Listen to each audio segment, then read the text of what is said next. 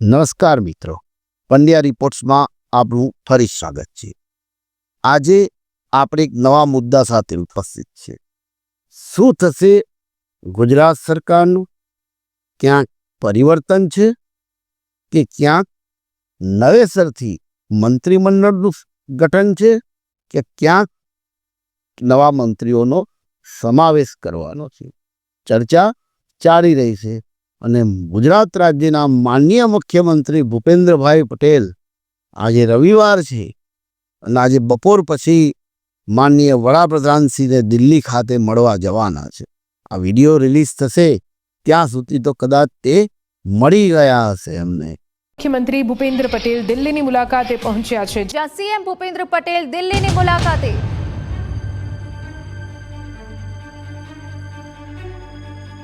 ત્યારે રાજકીય વર્તુળો અને થતી ચર્ચા મુજબ મુખ્યમંત્રીની વડાપ્રધાન સાથેની મુલાકાત કેમ તે વિશે ચાલી રહેલી ચર્ચાઓ વિશે આપણે વાત કરી। પ્રથમ મુદ્દો છે ગુજરાતના ભારતીય જનતા પાર્ટીના સંગઠન પ્રમુખ તરીકે ભાઈ શ્રી સી.આર. પાટીલ સાહેબની મુદત કાલની પૂરી થઈ ગઈ છે અને એમને કેન્દ્રમાં મંત્રી પણ બનાવ્યા છે। હવે એમની જગ્યાએ નવા પ્રમુખ બનાવવાના છે। લિસ્ટમાં બધાના નામ છે અને તેના માટે પણ ચર્ચા થાય, કારણ કે શુક્રવારે ભારતીય જનતા પાર્ટીના રાષ્ટ્રીય પ્રમુખ એ પણ લગભગ એમની મુદત પણ પૂરી થઈ ગઈ છે અને એમને પણ બદલવાના છે। એવા જે.પી. નડ્ડા પણ ગુજરાતના પ્રભારીને બધાને મળ્યા હતા અને ગુજરાતના પ્રમુખ માટે ચર્ચા થઈ હતી। ત્યારે નવા પ્રમુખ કોણ હોઈ શકે? તો છેલ્લા કેટલાક દિવસથી ભારતીય જનતા પાર્ટીના વર્તુળોની અંદર થતી ચર્ચા મુજબ કાં તો પ્રમુખ સૌરાષ્ટ્રથી મળશે અને ઓબીસી સમાજમાંથી ભારતીય જનતા પાર્ટીના નવા પ્રમુખ મળી શકે છે। આ એક ચર્ચા છે। એમાં કદાચ બીજું પણ હોય, પાટીદાર સમાજ હોય કે અન્ય સમાજ હોય, બની શકે છે। પણ ભારતીય જનતા પાર્ટીના પ્રમુખ નિમવાની ગતિવિધિ ચાલુ થઈ ગઈ છે। કેટલાક ભારતીય જનતા પાર્ટીના મિત્રો સાથે વાત થઈ તો એમણે એવું કહ્યું કે ભાઈ આ એક ઔપચારિક બાબત છે, પ્રમુખ તો લગભગ એમનું નામ નક્કી જ હશે અને એક જ નામ આવશે અને એમને ફોર્મ ભરવાનું અને જે કંઈ અંદર આંતરિક ચૂંટણી પ્રક્રિયા પૂરી થશે અને એમને પ્રમુખ બનાવશે। આ તો ભાજપ છે એટલે એ એડવાન્સમાં કશી ખબર પડે નહીં, કોથળામાંથી બિલાડું નીકળે અને ધારતા હોય બીજા બધા, જેમ આપણા ભૂપેન્દ્રભાઈ પટેલ મુખ્યમંત્રી બન્યા એ રીતે કે છેલ્લી ઘડીએ નીતિનભાઈની ગાડી પર લાઈટ લબુક છબુક થતી હતી અને છેલ્લે નામ ભૂપેન્દ્રભાઈનું નીકળ્યું। એ રીતે ભારતીય જનતા પાર્ટીના પ્રમુખ ટૂંક સમયની અંદર ભાજપને મળી જશે એવું હવે લાગી રહ્યું છે। એ સાથે સાથે માનનીય ભૂપેન્દ્રભાઈ પટેલ માનનીય વડાપ્રધાનશ્રીને મળી રહ્યા છે ત્યારે એવી એક ચર્ચાએ પણ જોર પકડ્યું છે કે મંત્રીમંડળની અંદર ફેરફાર અથવા તો નવા મંત્રીઓને સમાવવા। એ ઘણા સમયથી મુદ્દો ચાલે છે, ભલે બહાર દેખાય નહીં પણ કેટલાક ધારાસભ્યોની નારાજગી પણ છે। એમાં લઈ લઈએ તો આપણે કોંગ્રેસમાંથી જે ભાજપમાં ગયેલા એ આપણા પોરબંદરના ધારાસભ્ય અર્જુનભાઈ મોઢવાડિયા હોય, ગાંધીનગરના સી.એ. ચાવડા હોય અથવા તો પછી ભાઈ હાર્દિક પટેલ, એમને પણ મંત્રી બનવાની ઈચ્છા તો ભલે બહાર ના પાડે પણ એમની પણ ઈચ્છા હશે, કારણ કે હાર્દિક પટેલની વિરમગામના સ્થાનિક મુદ્દે નારાજગી પણ જાહેર થઈ છે 2 દિવસથી। એ કોઈ આંદોલન પણ કરે, એમને સીએમને લેટર લખ્યો છે, પત્રની અંદર લખ્યું છે કે મારા વિસ્તારના લોકો કે અને એમને અગવડ પડતી હોય અને 2 દિવસથી જે માગણી છે એ સંતોષાતી ના હોય તો પબ્લિક સાથે મારે આંદોલન પણ કરવું પડે અને મારે ઉપવાસ પણ ઉતરવું પડે। એક ધારાસભ્ય તરીકે એમની વાત સાચી છે।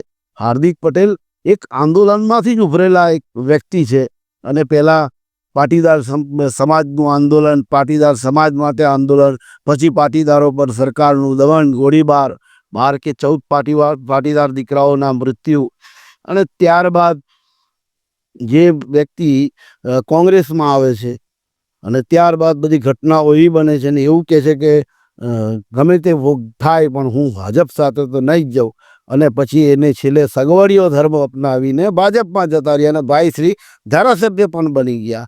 પણ જનતા માટે તો બોલવું પડશે ને, એટલે એમને લેટર લખ્યો છે.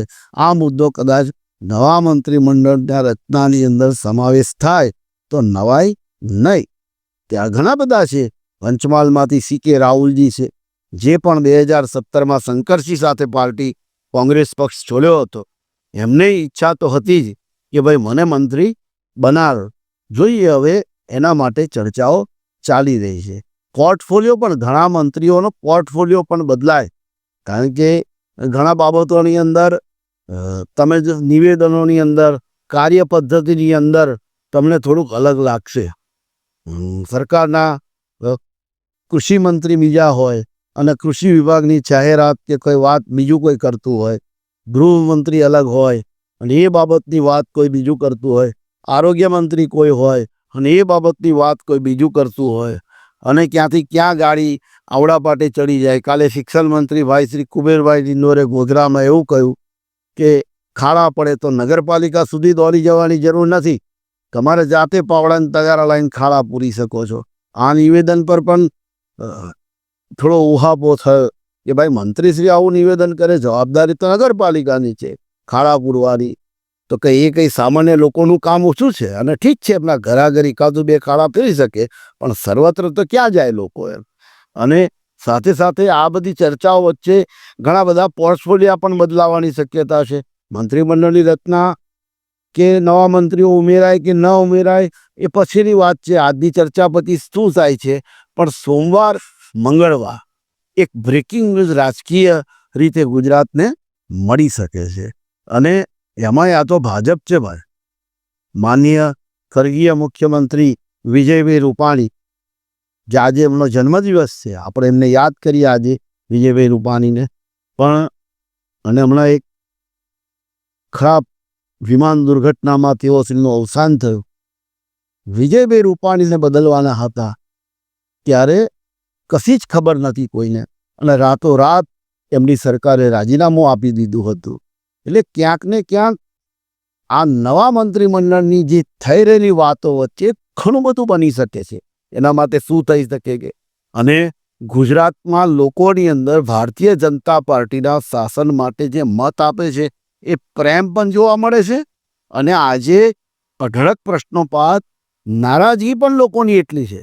રસ્તાની અંદર ખાડા પડવા, સાહેબ બ્રિજ તૂટી પડવો એવી દુર્ઘટના, એ સિવાયની દુર્ઘટનાઓ તમે જુઓ, મોરબીનો બ્રિજ હોય અથવા તો વડોદરાની બોટની દુર્ઘટના હોય, આવી બધી અનેક દુર્ઘટનાઓ થઈ છે. એટલે લોકોને અને પછી એક્શન પણ નથી લેવાતા. ભ્રષ્ટાચારની ફરિયાદો એટલી બધી છે કે એની સામે તટસ્થ ભય, ભૂખ અને ભ્રષ્ટાચાર વિનાની જ્યારે વાત કરી હોય ત્યારે શાસન પણ એવું જોઈએ કે એક ફરિયાદ થઈ તેની પાછળ તરત એની તપાસ થવી જોઈએ, સાચું શું છે બહાર લાવવું જોઈએ. પંચમહાલ જિલ્લામાંથી પણ મનરેગાની અઢળક ફરિયાદો ઉઠી છે, પણ એની માટે કોઈ તટસ્થ તપાસ તંત્ર દ્વારા થતી નથી. એ વિશે પણ લોકોની પણ હવે તો નારાજગી બહાર આવવા માંડી છે કે ભાઈ વારંવાર રજૂઆત કરવા છતાં પણ આ થતું નથી.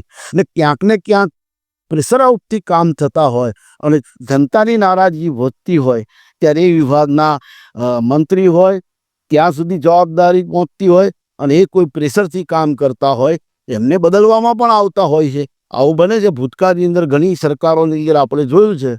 અને જ્યાં અસંતોષ હોય, જે લોકો ફક્ત આ બનવા માટે જ કે લાલ લાઇટની ગાડી આવે. આપણે ભૂતકાળમાં ગુજરાતના એક મોટા નેતા, ઓબીસી નેતા, એમણે જોયું છે લાલ પેન, લીલી પેન એવું કહેતા હતા, અને મંત્રીની ગાડી આવશે મારી. હજુ એ પણ વેઇટિંગ લિસ્ટમાં છે. ગાંધીનગરથી એ ધારાસભ્ય છે ભાઈ અલ્પેશજી ઠાકોર. એમની પણ ઈચ્છા હશે કે હું પણ મંત્રી બનું. હોશિયાર માણસ છે, બુદ્ધિશાળી માણસ છે, એમનો પોર્ટફોલિયો સંભાળી શકે એવા માણસ છે. એટલે એવા લોકોને કદાચ યુવા લોકોને તક મળે, નારાજ લોકોને તક મળે મંત્રીમંડળની અંદર. અને 2027 સુધી આ જે કંઈ અત્યારે ગુજરાતની અંદર ક્યાંક ને ક્યાંક સરકાર સામે કે કોઈ વિભાગ સામે અસંતોષ જોવા મળે છે, એ ડામવા માટે પણ કદાચ નવા મંત્રીઓ લેવાય અને જૂના પોર્ટફોલિયો બદલી એમાં ગુજરાતના પ્રમુખ નવા આવી રહ્યા છે. એમના કોટામાંથી કોઈ સીએમ લેવાય, કારણ કે બ્લુ પ્રિઝમ એકલું કોંગ્રેસમાં નથી, ભારતીય જનતા પાર્ટીમાં પણ ગ્રુપરિઝમ હોઈ શકે છે.